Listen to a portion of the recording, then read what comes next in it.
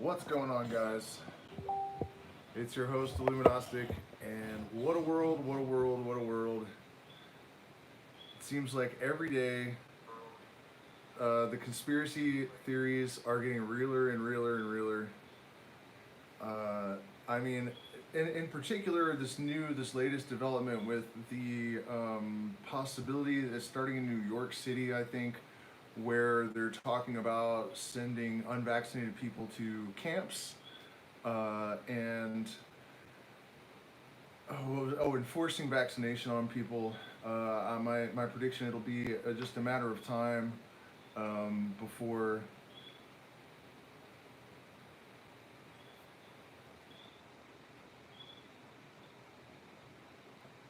before children are being taken away from their parents if they're unvaxxed.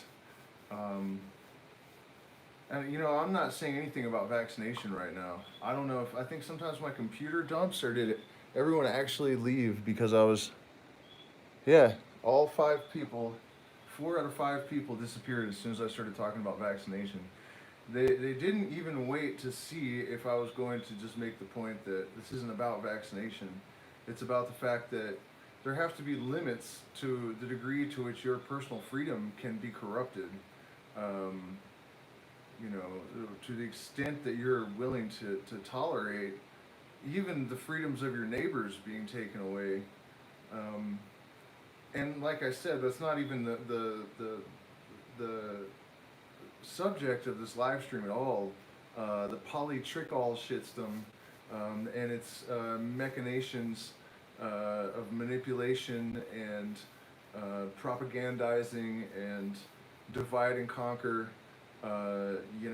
It's not getting any better, and it does seem that we're reaching some sort of culmination of what I perceived to be decades of movement along the same trajectory. And this is why, a part of the reason why I'm so confident that my observation about what's actually happening here, why Joe Biden's in the White House, of all people, right? I want to make it clear, of course, I don't support Republicans or Democrats. I think you have to be completely insane or delusional or something to think that anyone that isn't completely under the control of big pharma and the military industrial complex and the banks and all of this stuff is going to be allowed anywhere near the White House. The more time goes by, because I really hated Donald Trump and I really didn't get along with a lot of Trumpers, and a lot of things they believe I still think are super stupid. But just in terms of like who seems more like sincere, and less under control of these evil forces, um, I mean, and let's forget about all that. Joe Biden cannot complete a complete sentence. If you are the United States with tremendous resources, you have access to people that have been, or your options include, if you're the DNC, is that what it's called? The Democratic National Committee, right? Your options include all sorts of Ivy League educated, attractive, debonair, sophisticated people that are falling over each other to try to get those jobs, people with forward thinking ideas, people that are genuinely vested in both economic advancement and the interest of the people. There were people like that available to them, plenty of them.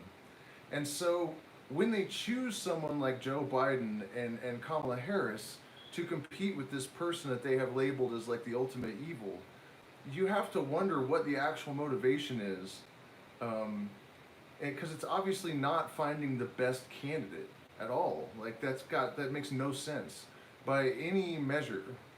Um, and you know, before we even get any further, I want to say to anybody that's right wing, don't think that you're better off, that you know more than the left, or you're less delusional, or any of that shit. Because what's really going on, I'm just going to go ahead and spill the beans right now and tell you what I think. And this has always been what has been happening in the United States. There really is no left right. There is just the elite interests, basically. That's it. And if you really watch what they do and how they behave, right on, Adam. um, there are not really significant differences in the two parties, and generally, when one group gets into power, they do a bunch of stuff that maybe the other side wouldn't like, and then the pendulum swings back red or it swings back blue, and all that stuff gets undone. So immediately. And so what ultimately happens is that the trajectory stays the same. Another great example is all of this stuff that the Democrats were promising. I hope my internet's not gone. My laptop's not connecting. I hope you guys are still there and I'm not talking to myself. But all of this stuff that the Democrats said, well, Trump is evil for this and that and this and that. They just all continued all of it. Harris actually basically quoted Donald Trump when she told all the immigrants that are thinking about coming to the United States, don't go. That's like exactly what Donald Trump said. And when Donald Trump said it, the left was like, oh, it's the evilest thing, you racist white supremacist. But Kamala Harris says it, and they're like, oh, she's so proud, strong, and beautiful, It's just complete bullshit. It's all the same people. It's all the same people. And if you can't see that now, I mean, there's almost no reason for me to be saying this stuff. Because it's just so obvious that it's, and then there's the fact that the people that don't see it aren't going to listen to anyone. That further complicates our job of trying to move the human race forward, because that's what I have always been interested in. And you know why? Not for my own gain, not for the prosperity of my nation or, any kind of shit like that. Just because I know that once you're freed from religion and politics and all of this sort of matrix dogma that we have all been imprinted and trapped in, you have a more fulfilling life. It's way more interesting. There's actual magic that happens, within limits, but the parameters of your experience expand when you get your head out of your ass. It's really a remarkable thing, and it's just a shame to see these puppet masters trapping people in these ideologies that are really not even very good traps. And so here's the basic agenda, right? And the one part of this that really gets me is that I don't know, I'm not old enough to know if it ever was different, really. But some people that are older than me do kind of seem to think there was some kind of shift at some point. Again, to me, it looks more like a pendulum swinging. Things go hardcore fascist and right-wing, and then they go left. Now left is fascist, which is part of the trick. It's part of the trick. When I was growing up, left wing meant people basically that wanted to live and let live. They thought that people should be allowed to smoke pot, maybe, the more progressive ones. That used to be a really radical idea, even in my day, whatever. So not even all liberals were that liberal. It's been, and I think one of the reasons we're seeing what we're seeing too is that when people start to smell freedom like that, I noticed the liberal progressive movement really just snowballed, right? Now, it's progressive to the point where we have like 362 different sexes, and you can buy heroin in Oregon. I mean, anyways, let's try to stay on track here. What it really is basically is a right-wing conspiracy, and it's not a right-wing conspiracy. That's not what I'm going to say at all. It's fascism. It's authoritarianism. It's control. It's the central scrutinizer that has always really been pulling the strings, doing the same thing that it always has. And this latest move with making everyone hate Donald Trump so much, he wasn't a great person, I don't think. But there was definitely a lot of really unfair stuff that happened in the media. As time has gone on, I've seen more clips and stuff. It's become really apparent that there was a huge media effort to really just blow everything about that guy out of proportion. And so we answer that with Biden-Harris. And there are a number of reasons for that. They're trying to incite the right. They were trying to make everyone hate the left, including the left. There are liberals and left wingers jumping ship in numbers, record numbers, and becoming right wingers. And this strategy was so effective at eradicating the left by just completely making idiotic, moronic, fascist fools out of them that the only ones of them that had half a brain are now jumping to the right, which is no escape, right? But it's working. It's the whole Christian right wing. It's the first step of usurping or collecting all of the sheep under one fascist right wing Christian fucking, you know what I mean? It's a trap. It's really obviously a fucking trap, because if it wasn't, Biden Harris wouldn't be the people they picked. I mean, it almost doesn't bear repeating, but if you call yourself a liberal and then you look at Biden and Harris's records, there's no way any liberal that's actually a liberal would support them. Like, not, it doesn't matter if those are your only two options. You would riot at that point, and they did, but not for good reasons, right? I mean, and the whole peaceful protesting thing was just ridiculous too. I mean, I saw something today of reporters getting hit in the head with rocks and buildings are on fire, and they're peaceful protests that are being squashed by the evil fascists. So, and then we also have to look at, I think maybe it's hard for some people to believe that the sophistication of the propaganda machines is as advanced as it actually is, because it does sound paranoid. It does sound like something out of a Orwellian fiction novel. But the truth is that if you really just think about it with an open mind, when you have fear and wish demons, right? Because nobody wants to believe that we're heading into a all totalitarian, fascist kind of situation, right? So they have that on their sides too, and they're trying to keep people blind. You're not gonna learn what you don't want to know.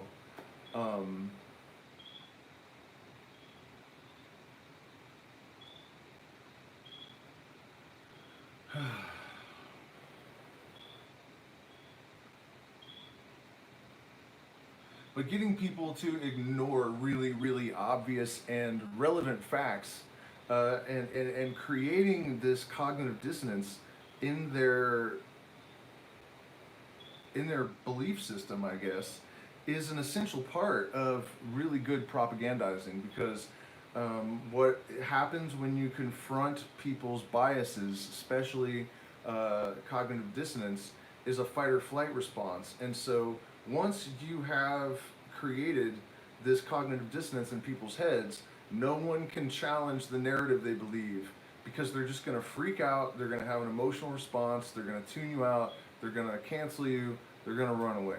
They're not going to listen. So when, we had this tremendous focus on racism, which, no matter what you say about Donald Trump, my biggest issue with him was that all of his supporters, a big, huge collection of them, were saying he's going to go and get all the pedophiles because Q, the Q idiots. And it's like the dumbest thing ever in the history of the world, because he was like making incestuous comments about his own daughter when she was 13 years old. Like, he was on the pedophile island with Epstein. He's on the flight log as many times as anybody. Like, they were hanging out and they lived in the same neighborhood. Come on, like, just be realistic. Like, and just to be totally honest, bet almost all billionaire men do this, It seems that when people have gotten, first of all, in order to become a billionaire, there's something fucking wrong with you, because no one needs that much money, right? So it's not like we have any mentally healthy billionaires in the world. This is like the first major indication that, or suggestion that they're probably all pretty bad, because they wouldn't be billionaires otherwise. It's pretty simple math. But it's just the stupidest thing ever. And so, I think that was part of the programming on the right. They're trying to get people to have these massive holes in their perception of what's happening, and to learn to carry around completely contradictory, cognitive bias states that can't be challenged by anyone. So that was the one that they did for Trump, and what they did with Biden was the racism thing. He's like the biggest piece of shit ever. That as far as politicians go, he was in the pocket of. He's a bureaucrat. He's a career politician. He's someone that has never had a will of his own. He's never had any sense of morality or ethics. The only thing that guy knows is what his bosses tell him to sign and who's paying him the most. That's it. You know, that's one of the reasons he can't really talk, I think, because he's just been a puppet with a fucking hand up his ass his entire life. And why should he know how to speak on his own? You know, it's not just age. But his legislation was, he had some part in creating the most intentionally racist and fascist legislation in the history of the United States. And it's up there with the most fascist legislation ever created anywhere in the world, the Patriot Act. And, I mean, the racism inherent in the Patriot Act is, it's like part of the structure of it. Because one of the things that Americans, one of the reasons they allowed it to slip by them is that they all thought it wouldn't apply to them. Because it only is going to affect brown people from other countries, because they said we're not going to use it on U.S. citizens. And the truth of the matter is that they did use it on U.S. citizens, and they continue to use it on U.S. citizens. In fact, Barack Obama used the Patriot Act to have 3 U.S. citizens executed without trial. So, you know, and that's supposed to be like criminal. It doesn't matter what the circumstances are. So, you know, to suggest that you're fighting racism by putting one of the most racist politicians ever, I mean, he eulogized at the funeral of a Klansman. But, like, not just a Klansman, but, like, one of the leaders of the KKK. You know, if your metric for who is an evil leader is who is the most racist, Joe Biden blows Donald Trump out of the water all day long.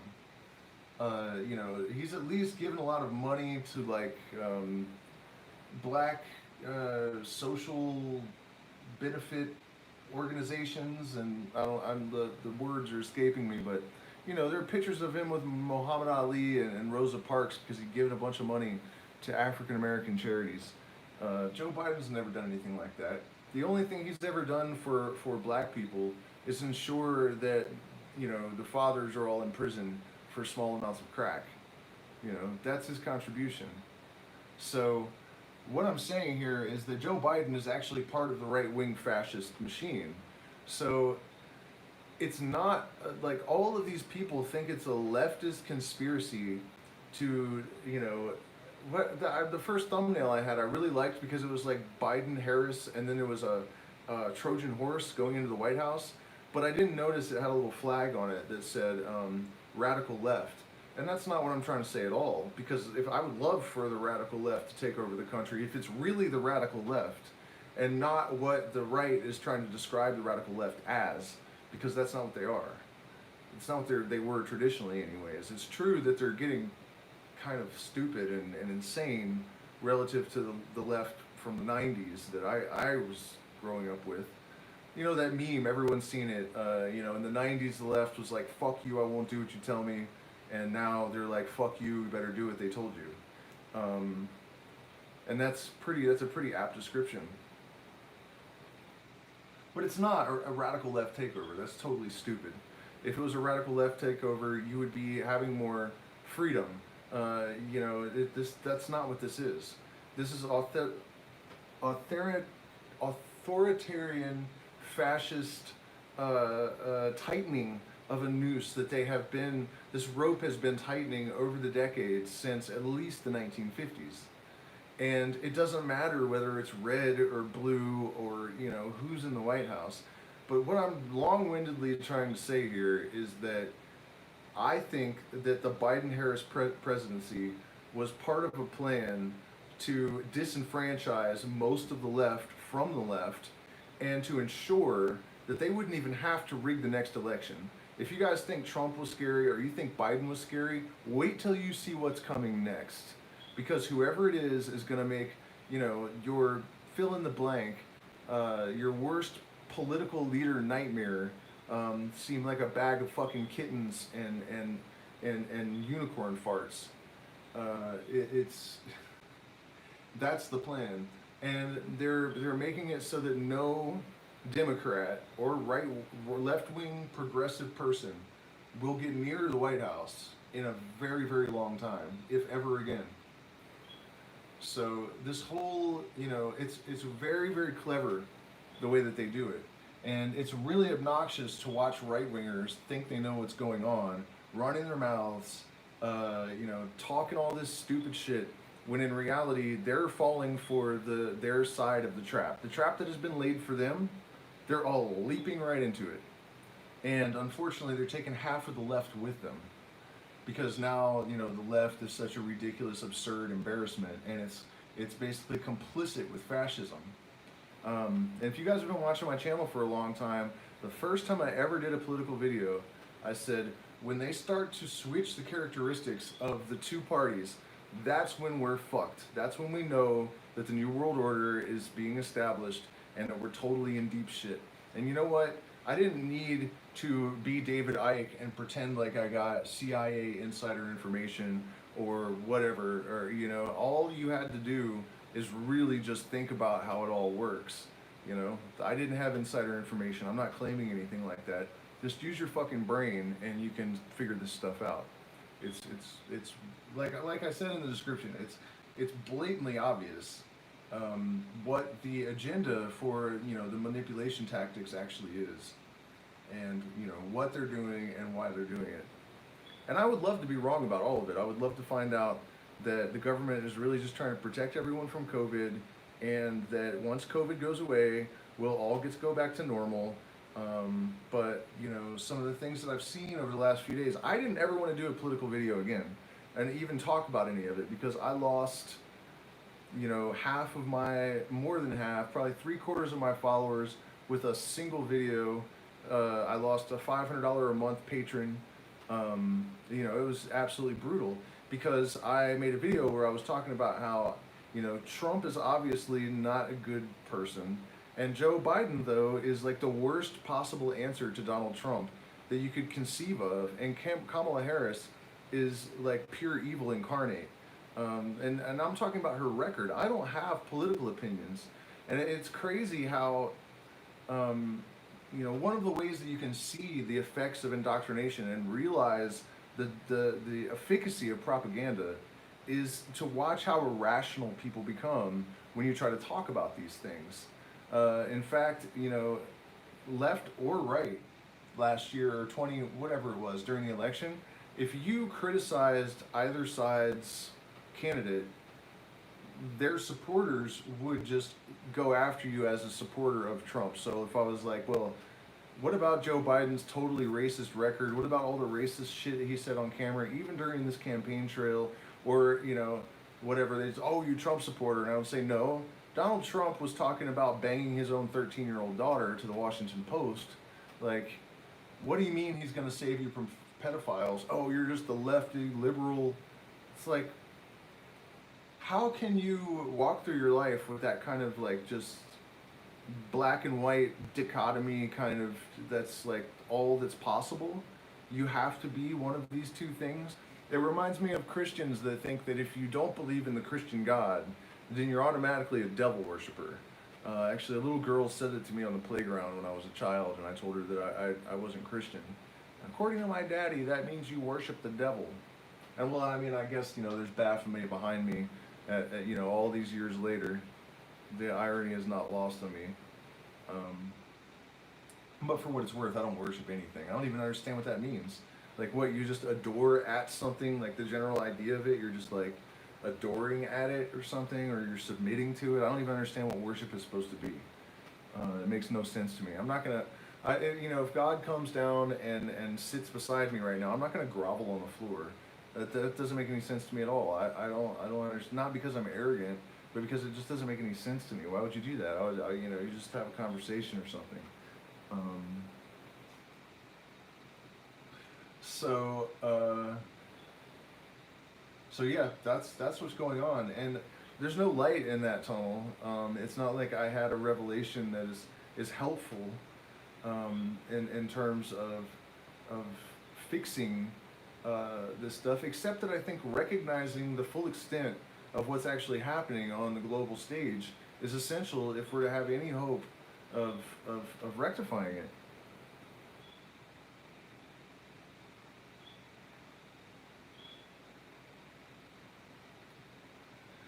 Yeah, well, I mean, I don't know what you mean by occult film and music. I mean, occult just means hidden, and so I don't have any kind of, I mean, I don't know what you're saying there. There's no context for that. Oh, Hollywood magic. I see. Occult film and music.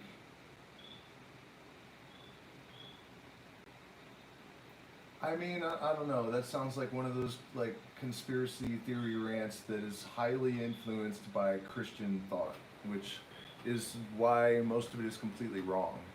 Um, I really don't believe that the problem on this planet is that there are a bunch of Luciferians in power.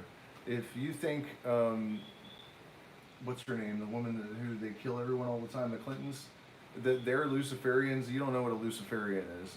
There's no way any self-respecting Luciferian would be that frumpy on camera. You know what I mean? Like, it's not gonna.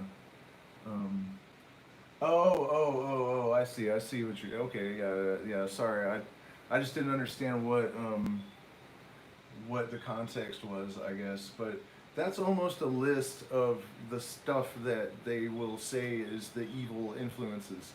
And some of it maybe, sure, but the extraterrestrials that I've met were totally chill. I didn't feel threatened. Well, actually, I did feel threatened. That's not true.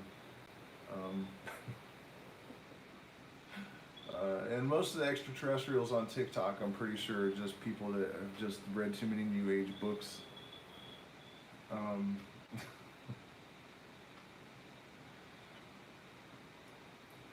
so yeah, I mean, mostly I was kind of provoked to do this just by a couple of things. The one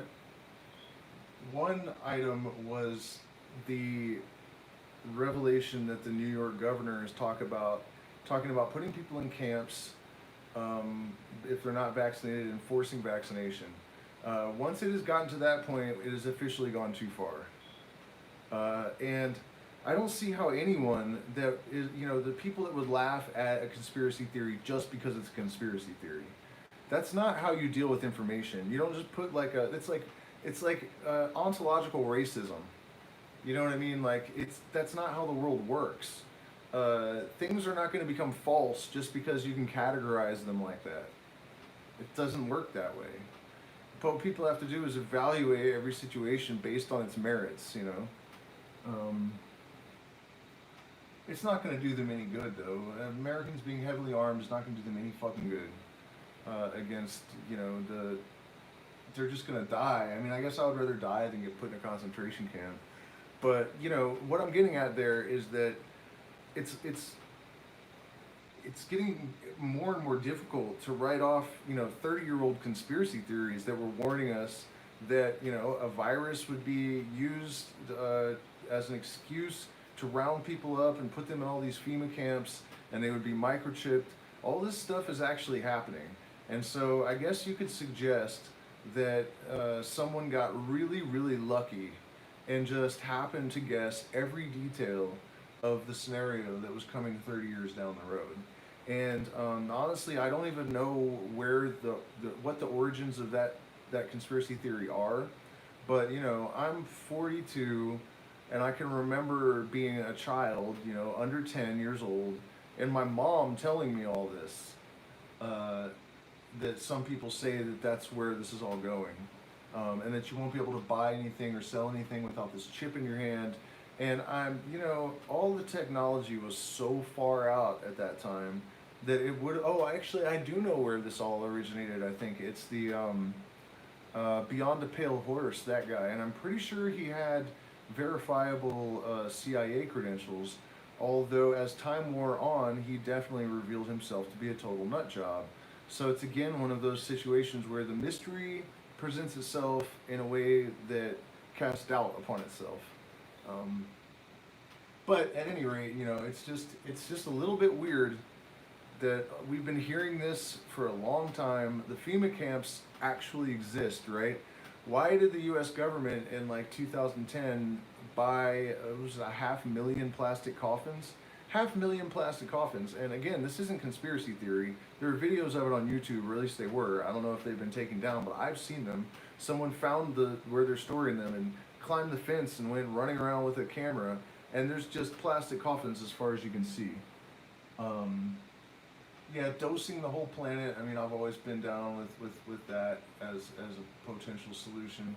Although without proper guidance, the thing is, you can't just dose everyone. We would have to dose everyone and then also offer some guidance. Yeah, I know that they can. And people make decent arguments like, why do they need to inject you with a chip if they already have all your data in your cell phone? They're already tracking everywhere you go. They already know everything you think because you put it all in your phone.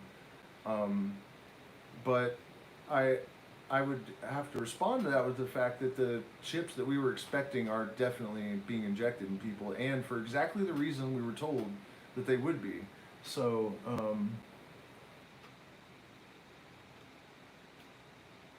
I I find that a little bit difficult to just outright dismiss.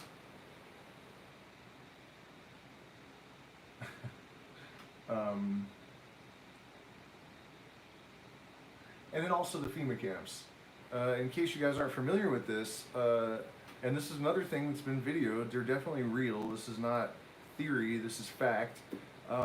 There are these like Auschwitz style prison camps that have been fully staffed for like, shit, I don't know, at least 10 years, I guess. I'm just trying to remember how long ago it was that I looked up the videos on YouTube. Probably about 10 years ago, YouTube existed, right? So it couldn't have been any longer than that, I guess. And so they're fully staffed. There are guys with guns standing around. There's no one in them. And they're on train, I don't know, depots? Is that what you call them? Like trains come and stop there, right? Just like Auschwitz. And they have them in Texas and Colorado and all of these places. And they've been fully staffed and just sitting there empty for at least 10 years. And now all of a sudden we're hearing rumors of them collecting people, not just rumors from people, but the governor of New York at least, and I don't know about others, but I would imagine plenty of other people will jump on board, right? And another scary thing that I saw today, it's absolutely terrifying.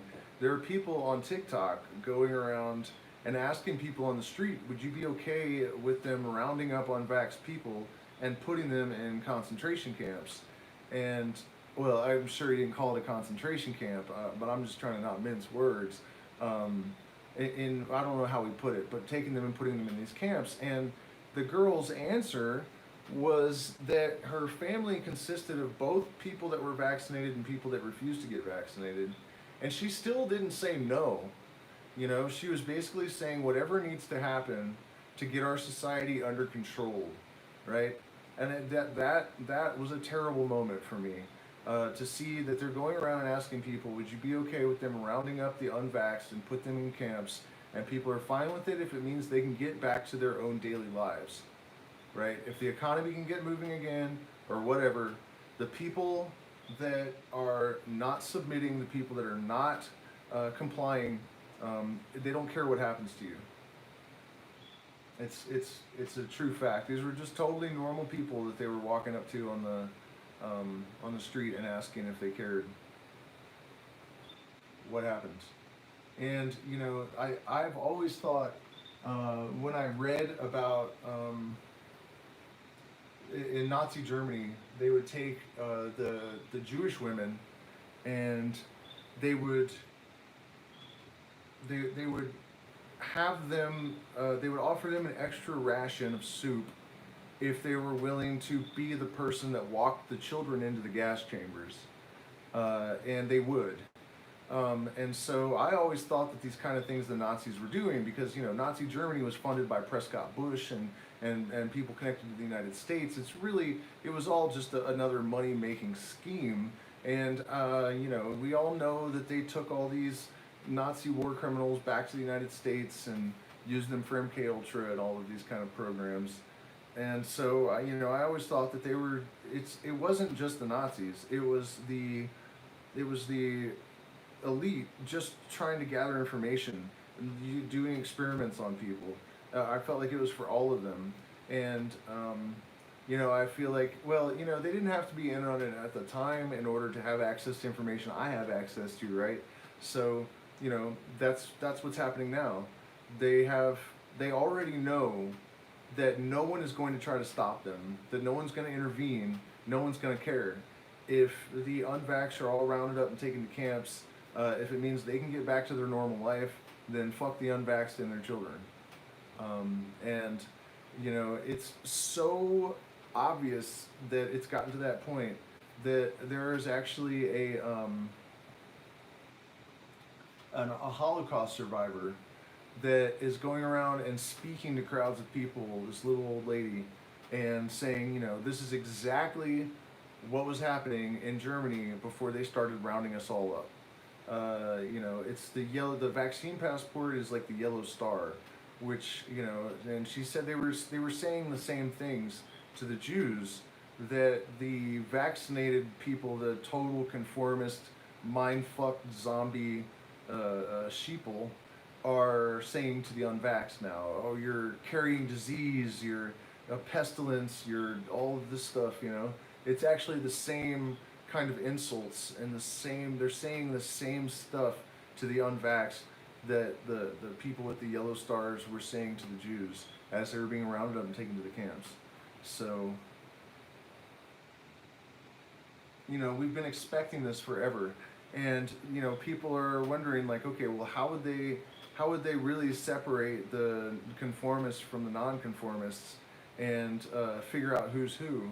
Well, the people that have complied with the vaccination have established that they are the sheep, and the people that are refusing to comply are establishing that they're not the sheep.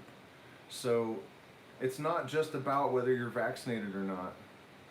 It's about whether you are a conformist,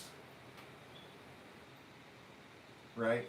And part of it is because people like me and people like you are waking up to higher levels of consciousness. We're transcending the old world. We're realizing we don't need them. And we are ungovernable. And we don't need to be governed, and we know it. And so that is the reason why they are taking things to this extreme now. And to get back on track, the only reason that the DNC picked Joe Biden and Kamala Harris to be the last Democrat presidents is to make everyone, including the left, hate the left. So that it's going to be so much easier to concentrate everyone into one party, right wing. It's not the left causing the problems. It's not the right causing the problems. And, if the right wing actually listened to itself talk, the way that it speaks about the government, it would know these things. The people would know this, because they would realize that whoever's getting thrown under the bus represents the real threat to the elite, right? But people don't think that far, especially because, they're appealing to their ego, and they're and, somebody, I think Huxley said that the most sure way to make a movement progress is to promise the adherents that they will get to abuse someone. And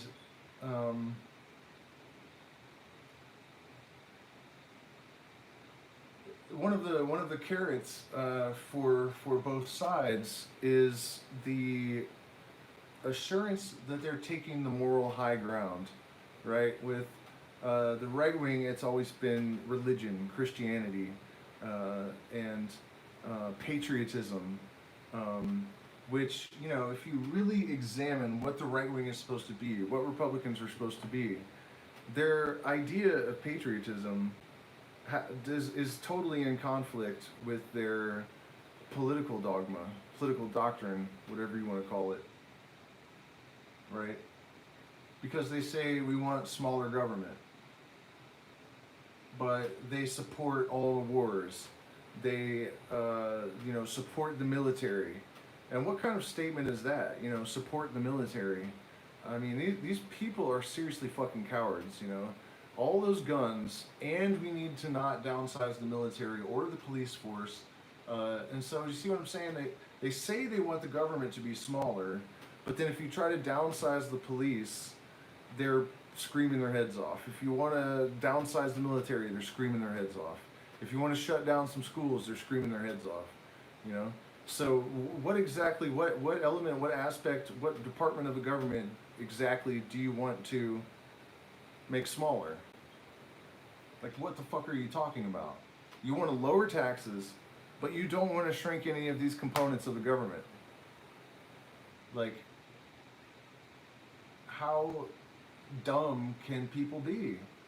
And the answer is that it's basically limitless, you know, according to Einstein, and I guess he would know. You know, the only inexhaustible elements in the universe are hydrogen and stupidity, human stupidity.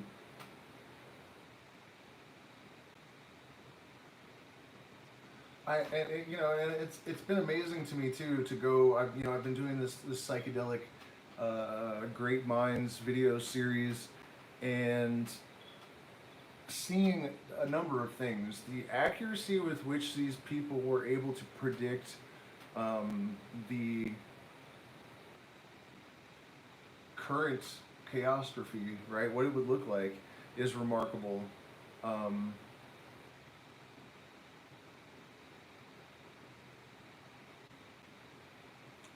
And it also really, really,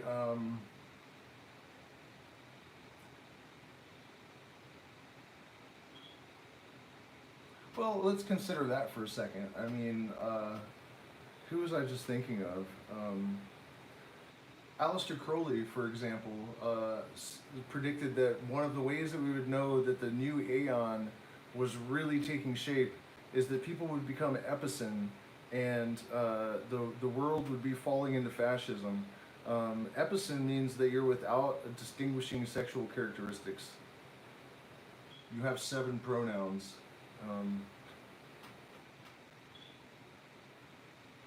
Oh yeah, that's where I was. The one I was actually thinking of was Robert Anton Wilson.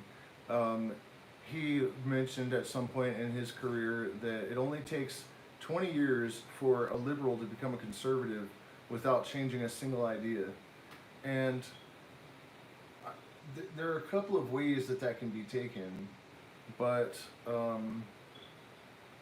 it's definitely true that the right wing used to be the government's bitch, and they're the ones that totally conformed with whatever they thought they were supposed to do, totally law-abiding, you know, and it's true that the left has sort of switched sides and become the bootstrap fascist.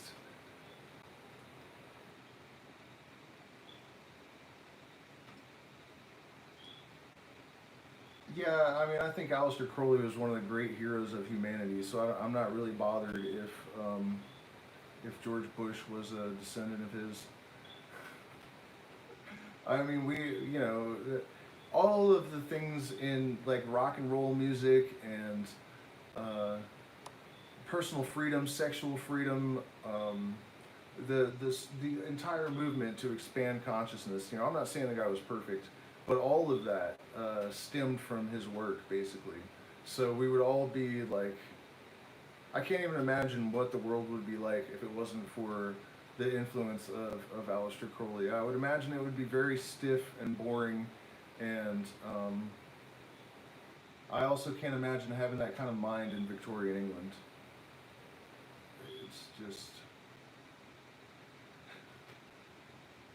I don't know how he didn't blow his head off, you know.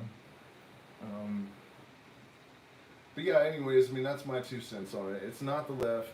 It's the same puppet masters throwing the left under the bus in order to turn the left on itself, to shrink it down to a tiny group of extremists, and they're using the COVID vaccinations just the same way that the stars were used to designate who was who in Nazi Germany, and the non-compliant ones are going to the camps. It's already happening, you know. I mean, I've been clinging to hope that, you know, that's not actually what was going on, and that we were going to see some, you know, that as COVID died out, they would just start to loosen up the restrictions and things would go back to normal. And I think that the chances that that's happening are pretty much absolutely next to nil.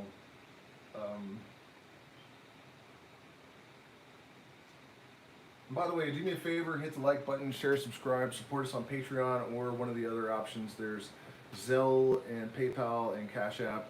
I figured out I'm averaging about 50 cents a live stream, and we just got hacked and robbed for every cent that we had. I'm demonetized. My shit gets buried by the algorithm. So if you want me to keep making videos, please do support us, because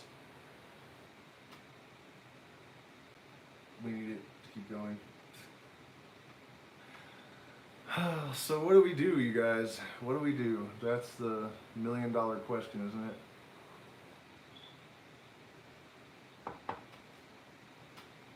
The guy from Linkin Park that killed himself,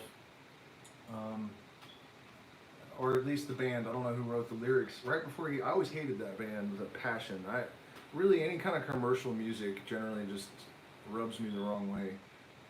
But right before he died, or, well, not right, you know, a few years before he died, they put out a song where he was saying it can't be outrun, it can't be undone, it can't be fought. I can't remember exactly how it went. And then he was talking about when he was falling asleep, there were like choruses of angels and white light and all this stuff. And I really think he was talking about what is happening now. And I have trouble not sharing his opinion that this thing is too large, it's too powerful, it's too mechanical, it's too heavily weaponized. People are cowards. You know, there's such a small group of people would actually put up any kind of fight. And I don't know if you guys have noticed, but they weakened everyone's ability to amass, you know, power going into this thing.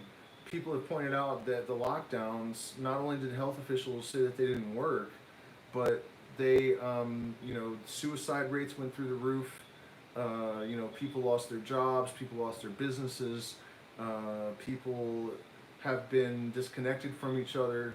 And, you know, it's, how can you believe that that has nothing to do with the present moment, where we're looking at not conspiracy theories telling us this, but governors telling us that they want to start rounding people up and putting them in camps? I mean, the conspiracy theories game point, they win. You know, the conspiracy theorists have won this argument totally and completely. I mean, nobody would ever, it's kind of like if the weatherman said, you know, well, tomorrow it's going to be 62 degrees with slight rains, wind from the northwest, and that is exactly the weather, and then you fired the weatherman because, you know, I don't know why, because, but that's the correlation here that is appropriate. It's happening, it's all coming true. And I've noticed, though, that like in social media and stuff, the kind of like ridicule and the stupid laughy faces with the tears coming out emojis, that doesn't really happen anymore. I think because people, whether they want to admit it or not, the people that were really, really ridiculing the ones that were questioning things, on some level they know they were wrong. Because it's just become blatantly obvious. Look at the survival rate for COVID. I mean, come on, all of this over that. And I remember making the argument in 2020 or 20, what was it, 2021? I don't even know, don't even care what year it was. You guys know what I'm talking about. But I remember making the argument that, you know, if this disease only kills, you know, sick and elderly and, you know, mostly elderly and only this really small percentage, how is it worth it to destroy global economies and drive the suicide rate up equal to the COVID death rate, maybe, you know, and all of these other harms and traumas that are going to last for generations in the interest of saving a tiny fraction of people? You're not actually saving more people, you're just saving certain people. If there's no logic there that is actually rational or sane, none at all. And viruses, I mean, there are even biologists that have argued that viruses serve a purpose, and the suppression of viruses unnaturally leads to an unhealthy genetic population because they're not able to weed out the weak ones. That, you know, when we're producing this much waste and using this many resources, and then we're also unnaturally suppressing nature's ability to create balance, this is ultimately not saving lives. This is not helping anyone. This is ensuring ultimately the destruction of the human race. And I don't understand the logic. You know, I got a tremendous amount of hate for just saying that. You know, people called me evil, and, you know, and I'm just repeating research. It's not like it's opinion. This is biologists speaking. I'm just repeating what they were saying, you know, and it really made people angry. At this point, I just don't care anymore. I've already been demonetized. I've already lost, you know, almost all my patrons for saying this stuff. So, you know, I got nothing to lose at this point. I might as well just tell the truth as I see it. You know, there's been a tremendous amount of manipulation, and, you know, we are at the midnight hour. This is the witching hour. It's like we either have to come together and find a way to empower each other enough to turn the tides right now. Support us on Patreon or Zelle or one of the cryptocurrencies. Send me BNB. That'd be really helpful right now to the wallet address. But I'm serious. You know, I mean, we need to support people that are fighting. I'm definitely fighting. And I've definitely been hurt fighting. You know, this was just a psychedelics and mysticism channel. I was making plenty of money. It was supporting us even, paying our rent. And the minute I started talking about this stuff, I got the fucking carpet pulled out from under me. Hard. Amazing. This is definitely the most divisive time that I have lived through. But again, you guys, I'm not trying to be all doom and gloom. We have to remember that the reason the 1960s happened, right? Like, what produces a diamond? Coal, right? And pressure. Shit tons of darkness. Black, thick, heavy, fucking crushing power, you know? And then you get a diamond. And I mean, a diamond's really just a useless rock, but you understand the analogy that I'm driving for here. The same thing is true with all natural systems. They all act in accordance with these universal laws. And so the 1950s and the threat of fascism and totalitarianism and Big Brother and all this stuff, that is what motivated the, what were they called before the hippies? You know, they did a lot of meth and they huffed like ether and stuff. William S. Burroughs, that whole crowd. Hipsters or something. What were those guys before the hippies? Does anyone remember what they were called? Oh, I'm sorry. I guess the chat got away from me a little bit too. Let me see if you guys have... Well, okay, so eugenics. Eugenics are... That's what natural selection does. Eugenics based on race is not cool. But I've thought about this. Let's just try to play a game here, like just hypothetical. You know, most people can't handle this kind of thinking, but I think if you really want to understand things, you have to rise above your humanity sometimes in order to really objectively evaluate what is happening, right? So if you are a person managing a planet, right, or a group of people managing a planet, and you find yourself suddenly in a situation where the population is so huge that you have used up, 90% of the food in the ocean. You're producing waste until the waters are toxic. The people are losing their minds. And most of them can't really do anything. Construction, we don't really need a whole lot of that anymore. There's already empty buildings sitting around everywhere. What are you going to do? You have to reduce the population. And so what do? You target places where people aren't surviving anyways, where there are religious ideologies driving people to torture and maim, and there's no hope that you're ever going to create peace, really. People always talk about peace in the Middle East, but it's probably a pipe dream. One of the problems with liberals in America is that they are so, they're in a bubble, a nice, safe, middle-class, white person bubble where they just don't understand the real world and the intensity that people really have to live with. And the effects of decades of war and hatred and all of this stuff. Like, I don't know that that's a solution. So yeah, I do think that eugenics is possibly the agenda, and I think that, well, I'm sure of it. And for a while, it looked like they were maybe being as fair as they could be. Like, okay, so let's just give them the benefit of the doubt and say that they got a paper on their desk that shows them that if they don't reduce the population by 2/3 in 10 years, the game is over for everyone. Everyone dies. So you have to make a decision. Do we choose certain demographics to euthanize, or do we just let the whole planet die? Those are your two choices. You don't have a third option. You have two choices because it's so imminent, right? So this is just a thought game, So what do?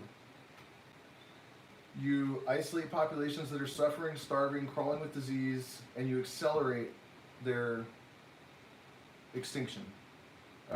Places where there's tons of resources and religious fanaticism that is never going away no matter what. You rent a nice French bomb and poof them out of existence, leaving their real estate right where it is, so you can build more temples in which to praise your God, because God really knows what he's doing. He wrote this book here, didn't he? Oh man. Maybe you have a nice blonde wife who takes phone calls. It's a Frank Zappa song for, it's probably lost on most of you. But you get the point. And then you make all this poisonous food. But you allow enough of the information to get out there that people that are smart enough, conscious enough to be paying attention know that they need to avoid GMOs. They know they need to avoid certain parts of the world. So you're giving the best genetics a fighting chance. And it's not based on race, because it's just the people that can figure it out, right? Like, that's it.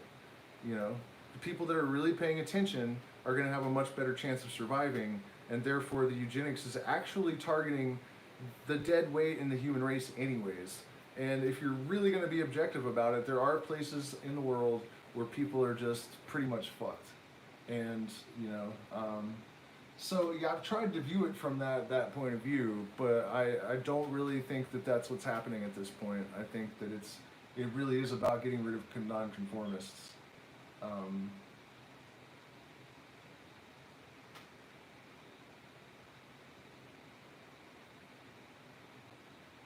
Shred some electric.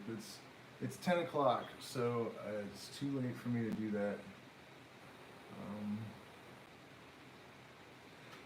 Yeah, you guys, everyone liked the video, and if you like the content, please do support us.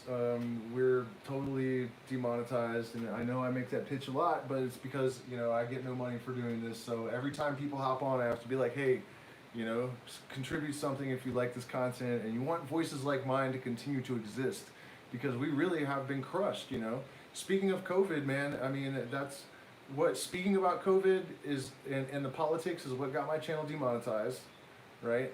And I've never put out an anti-vaxxer video. I've never gone that far because I don't know really for sure.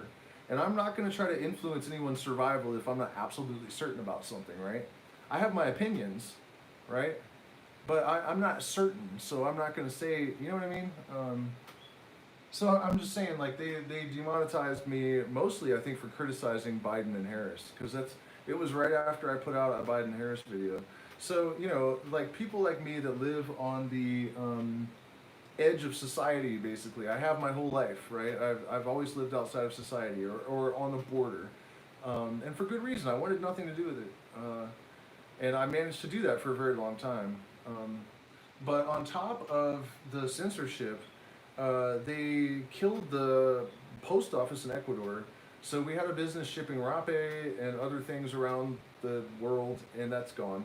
And then, you know, you guys probably, some of you know the story of how I learned to trade cryptocurrency and made a bunch of money real fast over the last couple of months, and then a hacker stole it all. And I honestly wonder if I wasn't targeted, because it happened twice. Twice in 48 hours, right? First, we were totally drained, and then some people from the YouTube community sent most of it back to us, and it happened again the next day. Like, what are the chances of that? You know, I mean, I'm not trying to be too paranoid, but it does seem pretty unlikely to get hit twice in 48 hours. So we had all of our money stolen twice in 48 hours. So then, you know, I also have plant medicine ceremonies sometimes, but they have made it so you can't travel into Ecuador without being vaccinated. Plant medicine people don't get vaccines for the most part. And so they have cut off, once again, all of our income. They've cut it all off, everything. And I honestly think that a lot of it is just luck, but a lot of it is definitely engineered to crush the resistance. In fact, you guys, the first time I got scared that things were going in sort of a fascist direction, because remember the early 2000s, right? All of a sudden pot was getting legalized all over the place. I was able to have conversations about things with people that I never would have imagined possible. Race relations had improved to the extent that black people and white people would tell each other racist jokes and everyone would laugh as long as they weren't intended to be mean. You know what I mean? Like, things were getting loose, like really loose. I've seen that again on TikTok recently, and I've said that for years. That, you know, in order to kill racism, I know I'm going off on a tangent here, but in order to kill racism, it's not that we need to all just like watch what we say all the time and be super delicate all the time and all this crap. We need to get to the point where we're comfortable making fun of each other. Like, that's when it's really gotten better, you know? And I've started to see that on TikTok, you know? And this is something people really need to pay attention to, because there are these videos that a couple of white people have made where they're like making fun of black people, but with good humorous intentions, but, you know, a liberal would definitely be horrified by it. And they're duetted with black people laughing their asses off. And the only videos you can find where people are getting angry, they're white. That doesn't make sense, you guys. And I'm only mentioning it because I don't think these people, I know that they're trying to help, you know, the Karens of the world and the people that are getting offended about everything, but they're not, actually. They're making it worse. They're making it way worse. You know, I mean, one of the biggest problems with, I think, the left right now is that they're trying to protect and stick up for people, which is noble and great, and I appreciate them for it. I will help them do it. But when the people that they're sticking up for are like, hey, you guys don't need, you know, settle down, you're actually not right about a lot, you know what I mean? And they just keep yelling, like, that's not, we need to listen to the people that you know, we should be working together. It's just really getting crazy. Like, where are you getting your narrative from? You know, if you're getting it from the media, then you have a serious problem. But okay, so when I noticed that something was wrong was when they really started legalizing pot. Like, not just medical pot, but all of a sudden it was like legal. I knew we were in trouble, and I actually said, okay guys, here comes the New World Order, because, you know, and a lot of you guys won't understand this unless you have actually lived on the west coast of California and Southern Oregon back in the outlaw days, because somebody like me could go out there and live well and never work for someone else, you know, total freedom, and if you really wanted to, you could make tons of money. I mean, by the time I got out there, the gold rush was kind of over, and that's why I wasn't able to actually, I should make a video about the story about my last season in Northern California. Our trimmers cut the neighbor's head off. Like, I ran into a girl here the other day somehow who knew the story and the people involved. She was there. It was really strange. Well, it's not just that. As I was leaving, right, the reason I left actually was that the mom and pop farmers, like the little outlaw mom and pop people, and a lot of people have been doing this for generations.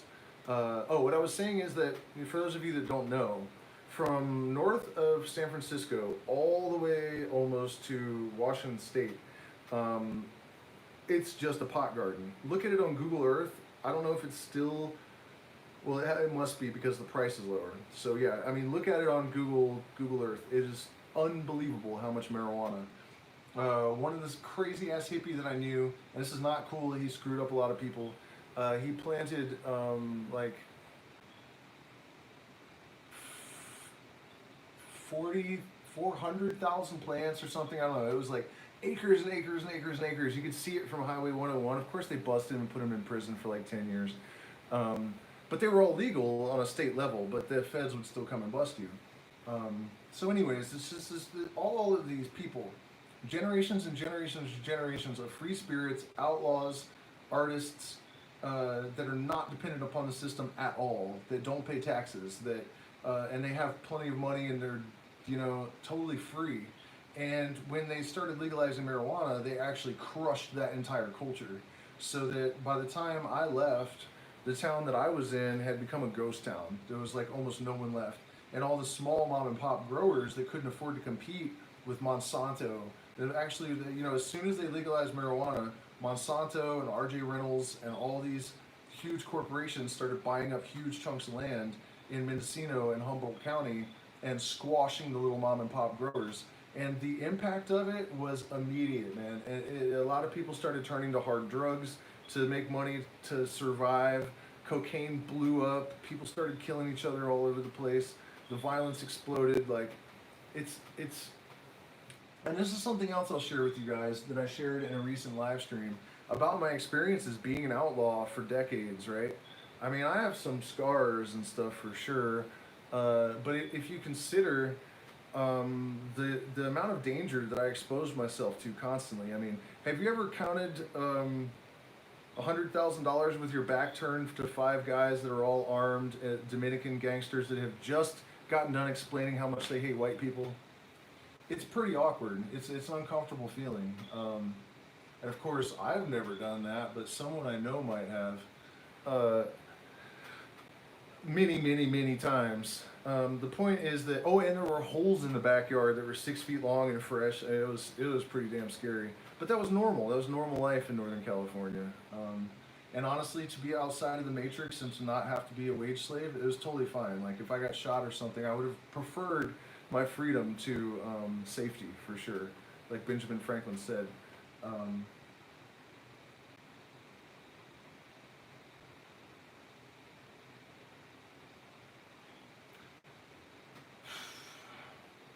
Totally lost my train of thought on that one, but it had something to do with the fact that I got you, I'm back. When I tried to integrate into normal society over the last few years, I have become more cynical, more jaded, more paranoid. My opinion of humanity has dropped like exponentially. I have been fucked over, scammed, and robbed more than I ever was in decades of being an outlaw.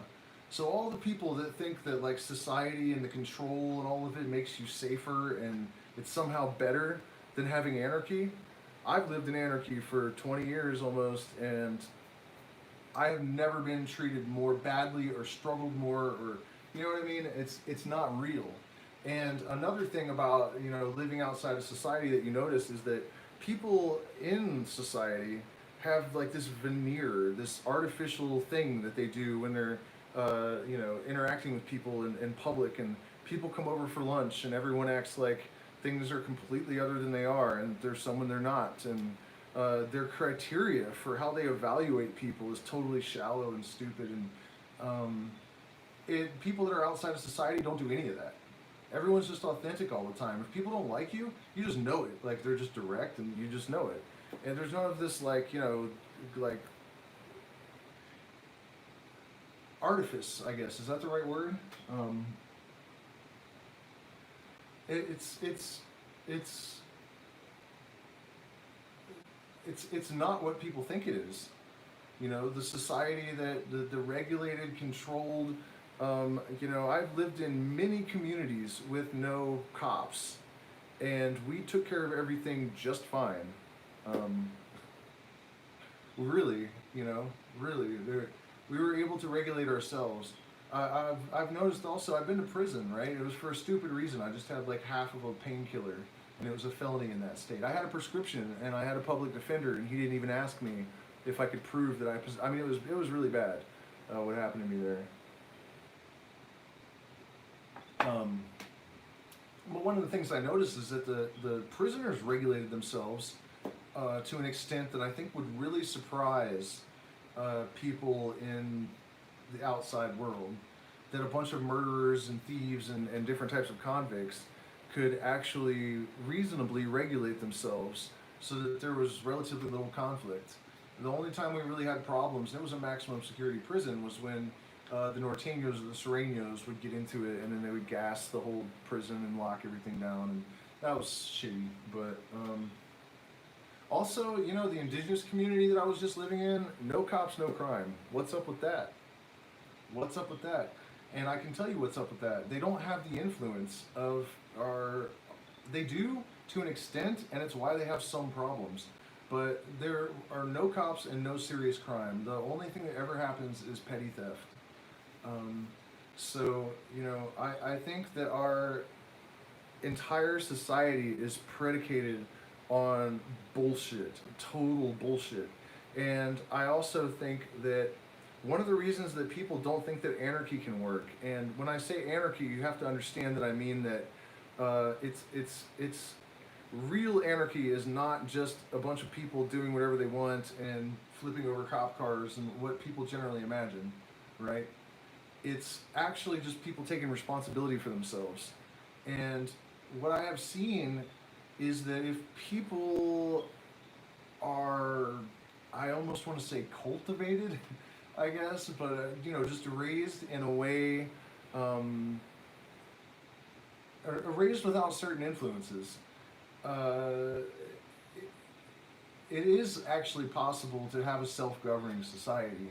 And it is these elements and influences from our Western modern culture that make it seem as if we need to be governed, right? It's the governing and the influences that come with it. That it's like drug addiction, man. You're not dependent upon an opiate until you've taken an opiate, right? You're not dependent on government until you have had government. We just really, that is the objective. And in the description, I said the only way that we're ever going to fix this, you know, there's only one possible solution.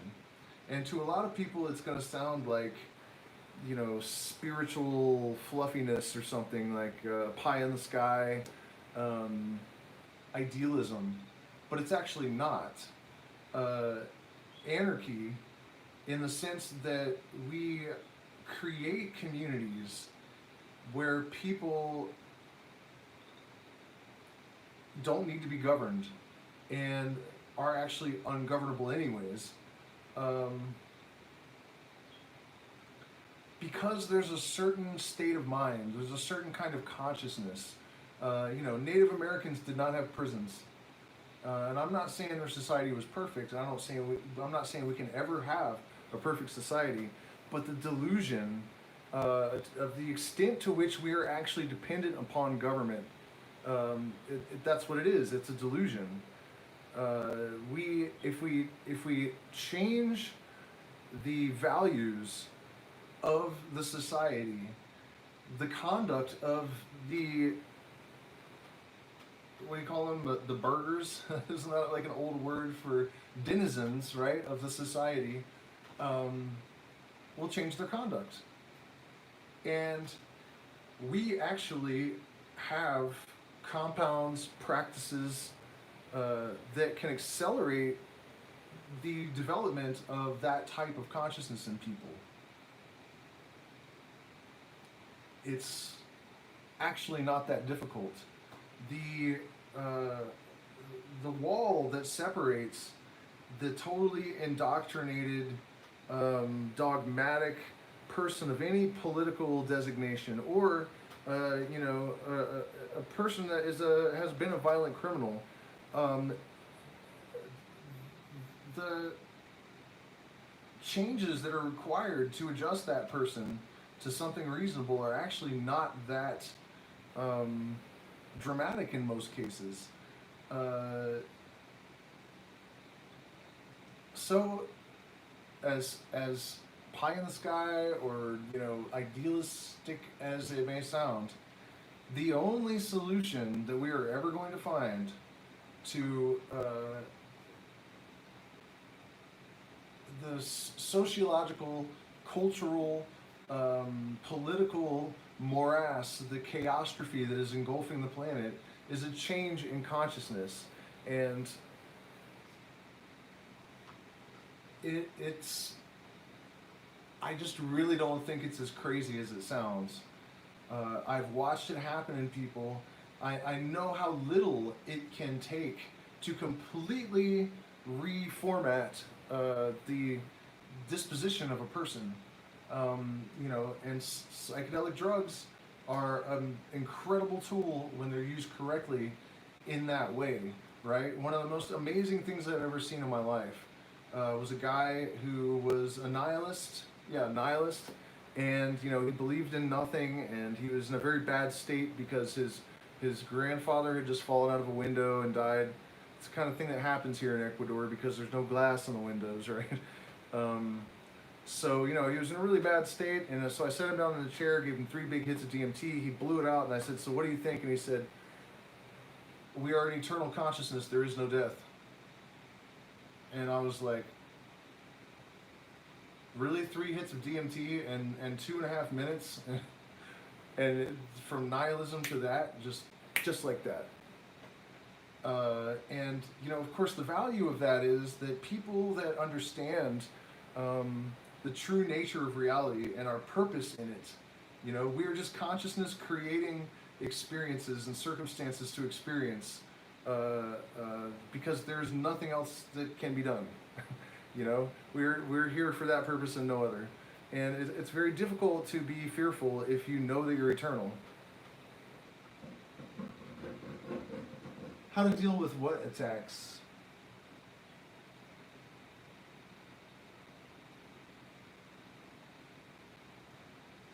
Oh, archons. I actually don't really believe in negative spiritual entities. I think that that is a really unfortunate circumstance of pop culture spirituality, that's such a popular idea. I'm not saying it never happens, and anything I say could be complete bullshit, but as a person that has dabbled in the occult, as a person that has taken all of these different psychedelic compounds,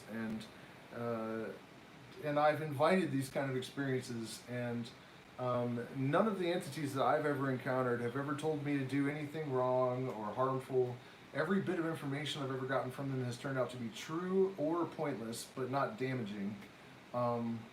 So, I see the active principle in the universe as consciousness imposing symmetry or imposing order upon chaotic energy by means of symmetry, basically, is the foundation for it all.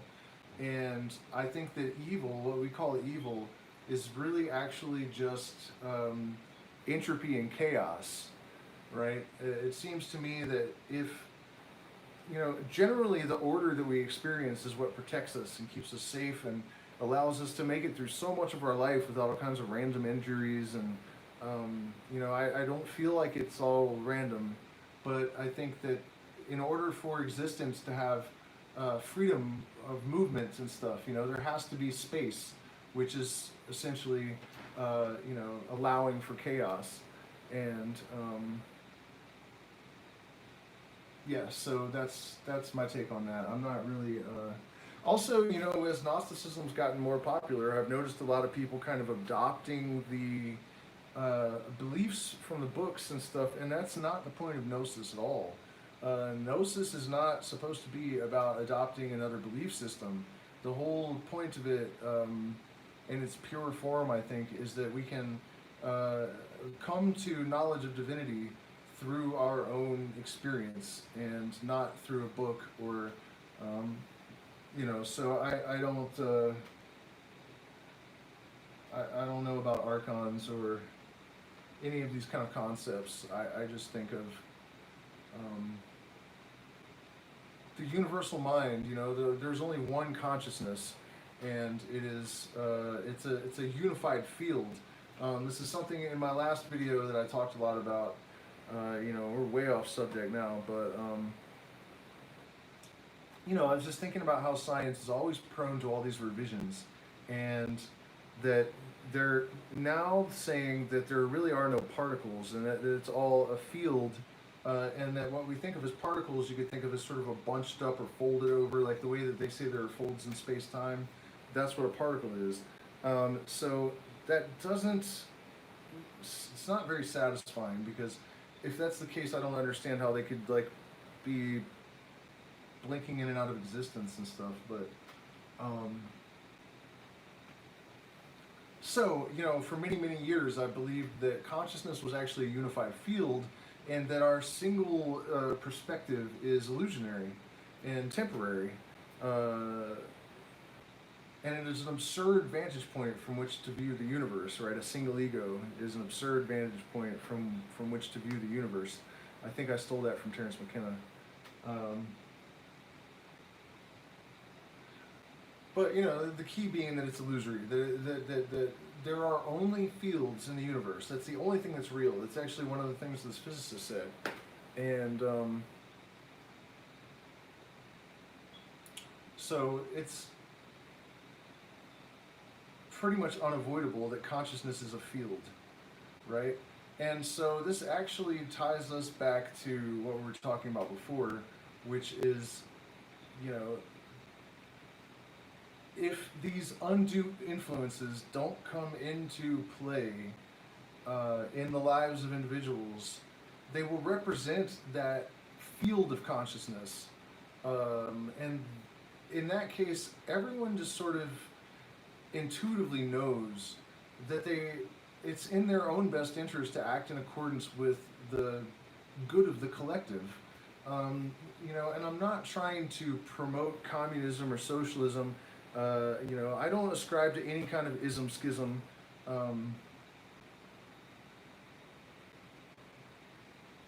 Yeah, I mean, of course, your diet and meditation and stuff. Actually, you know what? I could have given you a better answer to how to avoid those sort of attacks that you're perceiving. I hope you're still there to hear it. There's a ritual called the Lesser Vanishing Ritual of the Pentagram that has hermetic origins. I made a video on how to do it. It's on my channel somewhere.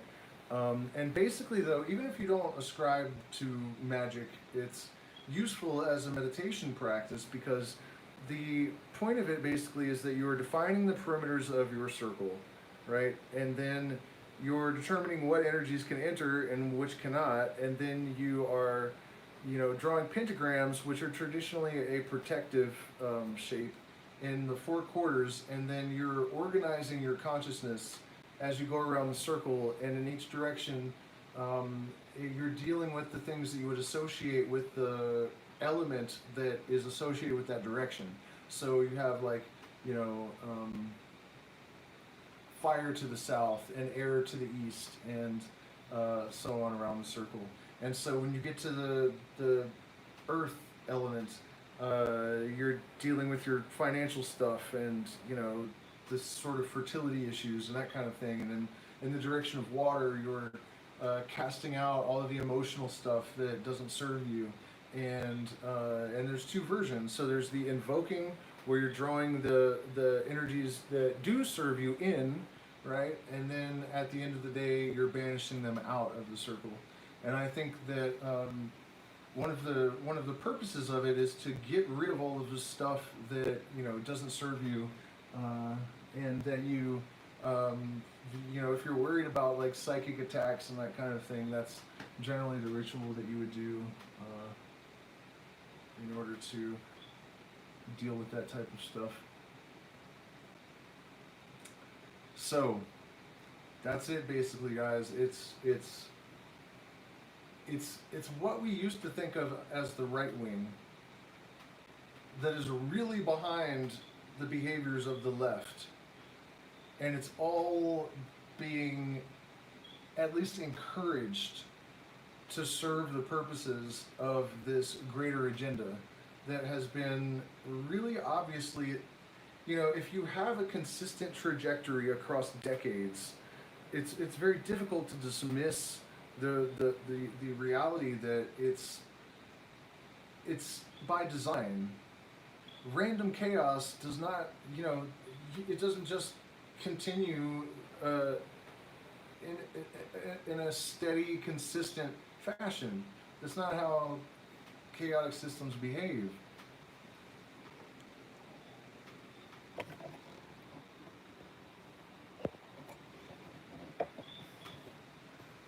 So, got to stop looking for heroes. There are no heroes in the White House. There's never going to be a hero in the White House. Stop idolizing gurus, you know, all of it, all of that kind of stuff. We have to lead ourselves. That's the primary thing. We cannot look to, you know, religion for answers. We can't look to political systems to protect us, or politicians. People really need to get over their naivety. There's never been an agenda to protect the citizens. What the elite really does is manage populations. That's it. They want to determine, you know, they can project, like, we need this many people to serve whatever purpose in the empire, right? We need a middle class that's this big. We need industrial workers, this many of them. You know, oh no, we're getting overpopulated in the lower classes and we can make a few $1 trillion, let's go to war. How big of a war? Well, how much are we trying to balance the budget? How much money do we need to make? How much of the population do we need to kill? You know, that's what really goes on. And every president, they all know it. You have to be a kind of, you have to be a proletariat, or, you know, you have to be an average person that doesn't think too deeply about this stuff not to understand the real function of government. It's not what people think, you know. They are a management team, and they're managing the size of the population, the behaviors of the population, and that's fundamentally it, you know, the size, the population size, and how it behaves. You know, they're trying to manage that. And we know there are no limits to the depravity with which they will execute their agendas, right? Whenever people, you know, and I know I said this many times before, but it's a true fact. Please do subscribe, by the way. We're just short of 5,000 subs. I think eating meat is fine, probably. I honestly, I have a really hard time with this. Yes, all presidents should take ayahuasca. Look, these questions are so all over the place, but I'm game. Let's deal with them one at a time. Here's the problem with vegetarianism, right? If you're trying to save animals, soy fields, the combines that harvest, they're followed by carrion crows. You're not saving, you're wiping out every species: turtles, fish, snakes, whatever, mammals. You know, they're going through and they're just splattering, killing everything. And then the carrion crows fly around behind it, and so that's not the point. My personal belief is that we just need to try to eat local and not eat stuff that's been mass produced. Factory farmed animals, it's criminal. You know, but I don't think that, I even question, I don't feel like I've seen a lot of healthy vegans in my life. I can tell when I see someone if they're vegan from the pallor of their face. You know what I mean? Like, every time. I've never met a vegan that I couldn't tell they were vegan.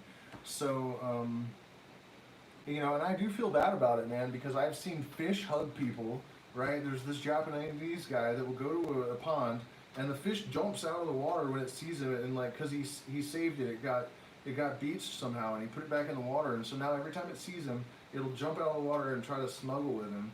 So it's like, I used to feel like at least we can eat fish because they're kind of like a bug without really hurting anything, but that's apparently not true. The fish even, an octopus, man, I saw an Asian guy put a live octopus in a pot the other day, and I was like, oh my god, it has 8 brains, like, it's been recognized as a sentient being by like the UK animal people or whatever, like, not cool. Okay, and then you're talking about politicians and ayahuasca. One of the things we have to do is figure out how in the fuck we got into this situation in the first place. Like, how does the United States have a president that can't speak a coherent sentence? How did Donald Trump ever get in the White House? Like, what the fuck is going on, right? Why is the ocean testing positive for benzodiazepine? You know what I mean? Like, why are kids shooting up schools? And one of the main reasons for that is disconnect from what I think of as the universal mind. You could, like Terence McKenna said, that people have become so alienated from their own soul that when they finally meet it, they think it's from another star system, right? And it may very well may be, but I think his point is well taken. So, in indigenous cultures, almost everywhere on the planet where they had no prisons, right? There was some kind of psychoactive plant that was consumed at puberty, or some kind of major tribulation, some consciousness altering ordeal. So yes, of course, presidents should all have to have had, some kind of ayahuasca or peyote or something.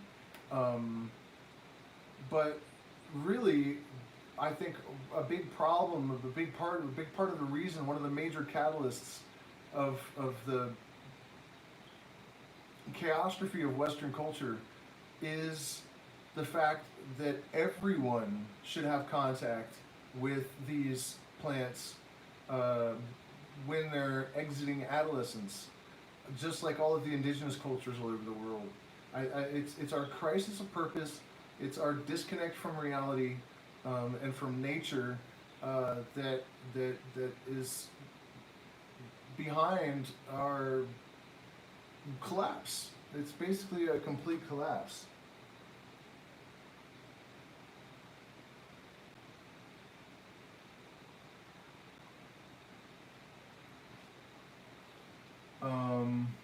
Okay, yeah, I'm not following the chat anymore. Yeah, that's another thing about being vegan. If you're trying to not eat something that's sentient, we're not even certain that plants aren't sentient. Trees communicate with each other. So there may just be no getting around the fact that life feeds on life. It's just a necessary circumstance. It's like the dragon eating its own tail, the Ouroboros. There's no evading that. Really, it's quite silly, vegans are swallowing microorganisms in their own spit all the time, and crushing things when they walk around, and, if that's your reason, then it doesn't make any sense. Okay, so do you guys have any questions or anything? It's getting pretty late. I've been talking for a while. And for those of you that just turned in, basically the gist of it is that my conspiracy theory is basically that the right wing, it's not really the right wing, it's the puppet masters, but this idea that the right has, that it's the radical left, is completely wrong. If you think Joe Biden is radical left, you might want to get an IQ test, because he helped write the Patriot Act. If people didn't have such severe brain damage, they would remember that. Liberals hated the Patriot Act. They hated George Bush for signing the Patriot Act, and now they have been tricked into voting for the guy that wrote it. It really is mind-numbingly. But okay, so think about that though. George Bush on the right wing signed it into law. and now this Democrat that's now in the White House is the guy that wrote it. So tell me it's two parties, and I will mushroom stamp you on the forehead. It's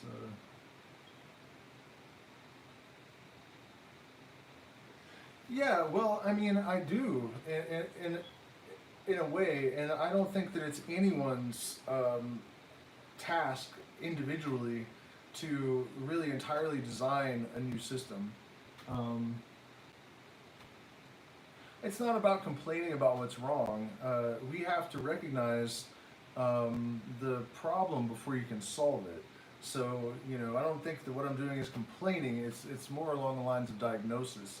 And so long as we have a bunch of people on both the right and the left that are completely delusional, really, and unable to perceive things objectively, when we need collective action, that the collective action and the unity is the first prerequisite for effecting any kind of change on a large scale. And so until we can at least get people to the point where they can actually perceive what they're looking at as it actually is, there's no point in engineering a new system. And the new system is basically derivative of all the old systems.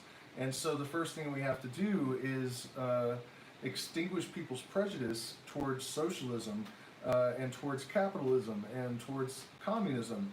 And we have to realize that the reason that all of these systems became popular, despite their misgivings, is that they all have strengths, but they also have fatal flaws. And so what we have to do is create a hybrid system that integrates all of the best aspects of all of these different systems. And as long as people are programmed to hate socialism just at the drop of the word, I mean, the right wing does that because they have been conditioned by their rulers to protect big business. That's all the right wing are propaganda mouthpieces for big business. And so is the left, but to a lesser extent. And it's like there are different arms of big business, right? But, the Republicans are really, really, really, and I'm not talking about the Republican politicians. I'm talking about the demographic, the people, the supporters. They almost violently protect the people that they think that they're exposing and taking down, right? They're completely mindless in that way. Their opinion that the global warming is a conspiracy is totally and completely rooted in energy industry propaganda, and they think they're bringing down the elite, that they're actually like they're guard dogs or something. It's amazing to see people actually thinking they're taking down the power that is oppressing them when they're actually propaganda mouthpieces for the very people that they're trying to dismantle. It's pathetic, really. I mean, so that's the thing. Like, okay, sure, yeah, we can create a new system, but so long as people are going to cling to their delusions and maintain a state of division like this, then there's no point, because we're not going to get anywhere. So I don't think I'm wasting my time or anyone else's sort of directing people's attention, shining the light where no one is looking. At least very, very few people are actually able to transcend their indoctrination, their brainwashing, and everyone thinks that everyone else is brainwashed. The left thinks the right has been brainwashed by the church and big oil and the military, and it's true, they have. And the right wing thinks that the left wing has been brainwashed by big pharma and whatever else. The real issue with the right wing and the left is that the right is convinced that the left wants more freedom of expression because Satan. And the Christian influence in the right wing is probably the most maleficent aspect of it. It's a the result of the religious conditioning is completely irrational beliefs and dogmas that people are totally committed to, no matter what. And what's happening because of the exodus, the way that the left is sort of disenfranchising a lot of its own people, they're ending up with this sort of indoctrination when they go over to the other side. So it really is a shitstorm of epic proportions. And yeah, I agree. We need to create a new system, and we are. And as I was saying, the real basis for the new system has to be a new type of consciousness. And I think that people have trouble understanding that it's like most people think that you can only have spirituality by finding a prepackaged religion and then deciding you believe it and trying to act in accordance with it. That's just stupid. And they also seem to think that you have to get your politics from one of the prepackaged systems and just adopt them. People don't seem to really understand that you can actually just think for yourself. And my experience is that people that have this sort of transcendental gnosis kind of experience, no matter how it comes, think the same way. And it's not dogmatic. It's not like belonging to the same religion or the same political party. What is actually right and wrong in society and for an individual is really, really easy and clear. If you don't understand basic ethics and basic morality, then you're not lacking in religion, you're lacking in empathy and common sense, right? It's not necessary. You don't need Jesus to tell you not to throw rocks at hookers. You should just, my son wouldn't do that, and I've never told him anything about ethics or morality. He's only 2 years old. He just knows that he doesn't want to be mean to things. And, it's so what we have to address first and foremost is the consciousness of the collective. And I think we're doing that. There's the more I have watched this all go down, the more it has, the more apparent it's become that more and more people are waking up, more and more people are experiencing plant medicine and gnosis, and they're seeing through the mist. The problem, though, is thinking that we need to implement a system. What I think actually needs to happen is that as the consciousness of humanity evolves, the new system will put itself in place, and no one will have to dictate the rules to anyone else. That's the problem, we have to become ungovernable. And there is a state of mind that is very close to the one that we live in on a day-to-day basis, that is natural and normal to people that haven't been indoctrinated and programmed to be otherwise, that we are very, very close to establishing on a mass scale. And unfortunately, a lot of people are resisting it because they don't understand what it is. And by that, I mostly mean the right wing. So thank you guys so much for spending this time with me.